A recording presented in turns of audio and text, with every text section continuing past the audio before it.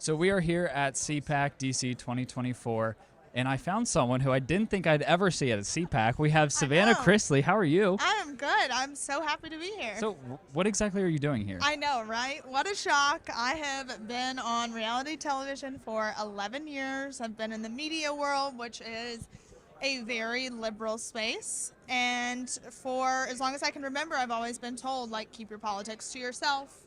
If you come out, you'll lose certain business opportunities, which is so sad because never should you be persecuted for what you believe in, whether it's religiously, politically. But this year, I think I just had enough of it, especially with everything that's happened with my family. I was like, you know what? I'm part of the problem. I'm part of the problem because I refuse to speak up. Right. And that's what led me to speaking out. Right. So give me a little rundown of what exactly happened with your family. Yeah. So, oh gosh, where do we start? I guess back in 2012, there was an investigation that started in Fulton County, Georgia, with my parents for alleged tax fraud, bank fraud, anything the federal government can stack on you. And it took the federal government 7 years to issue a federal indictment. 7 years. So if your case was that strong, it should have never taken you that long. Sounds like what's happening to President Trump right now. It's taken yes. several years for them to come with an and that's indictment. my thing is if your case is that strong, you should be able to come up with an indictment pretty quickly. The evidence should be overwhelming, but it's not. And it just goes to show that if you have one person within the federal government that wants you, they can enlist everyone else to come after you. And that's exactly what happened to us. And the federal prosecutors referred to my family as the Trumps of the South in Fulton County, Georgia, at trial. So that's kind of a compliment, I guess. I know, right? I take it as a compliment. Hey, I will take it. I'll take it as a compliment because at the end of the day, that man has endured so much more than he ever should have. And he is what our country needs to get us back in check and balance and completely deconstruct all of these government entities from the IRS, the DOJ, the FBI. Every sector of the government needs to be completely deconstructed, and that's what I hope people open their eyes to. So what did the judge actually mean by that then? Because I know it wasn't a compliment. Yeah, so, it was the federal prosecutors are the ones who referred to us as the Trumps of the South, and they wanted to use that term because obviously President Trump has been accused of all kinds of fraud and things of that nature. So I guess it was really their way of inciting anger amongst the jurors. Right. And it's like I've said in letters to people, if you want to convict them, but convict them on the truth. Right. There should be no reason for you to use the name Donald J. Trump to incite anger and violence amongst jurors. That should have never happened. Right. So are they both in federal prison? Yes. Tell me about that. So my dad is in FPC Pensacola for 12 years, and then my mom is at FMC Lexington. So their dad's in Florida, mom's in Kentucky. And since them being in prison, it's really opened my eyes to our conditions and what's really going on there. Because you have, these facilities, they're old and run down. There's black mold, asbestos, lead-based paint. They're consuming food that says not for human consumption. Literally expired. On the packages. And it's expired. I saw a picture it was expired. Expired from 2019.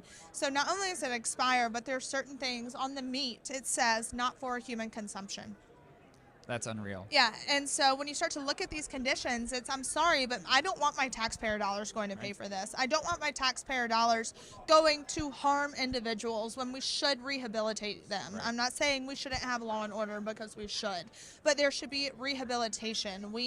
There's a reason why we have the highest recidivism rate of all the NATO countries. Right. It's because we're not doing anything to rehabilitate these men and women. Instead, we're just harming them even more. Right. So I heard something about you can't practice your religious practices in prison now? Well, you can. Everyone has their Second Amendment right to do so, or First Amendment, sorry. But right now at my dad's facility at FPC Pensacola, the warden has shut down the chapel, and she's also placing work before any religious practices. So it's being restricted, kind of, basically. Yeah, it's being restricted, which it never should, depending on whether you're Muslim, Catholic, Jewish, Christian. There are different practices for each religion, and there should never be a time to where your ability to practice your religion is hindered, ever. Right. So I'm sure this whole experience has ticked you off a bit. So, Oh, yes. Have you been getting involved in like the criminal justice reform? Tell me about that real fast. I have. And coming out at CPAC was, I think, just the beginning of it. Yeah. I have made so many great connections here, and I've gotten the opportunity to speak to political figures that can make a difference. And when I give them all the information that I've obtained over the years, or just over this past year and a half, it's going to be very shocking to them. And I hope to be able to do that. Yeah. So what's your final message to the people out there who seem to be not knowledgeable exactly what's happening in the prison systems? For sure. I think, honestly, I tell people, don't be me. Don't be me. Don't wait until the government cares about you for you to care about what the government's doing. Get a head start.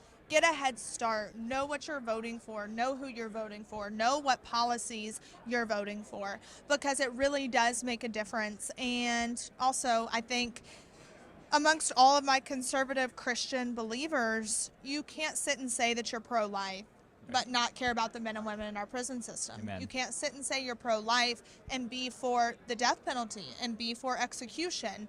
I believe that, sure, these people should have to sit in prison if you've gone out here and killed someone. Right. But also, if you stand for execution, then you're saying that you don't believe in redemption.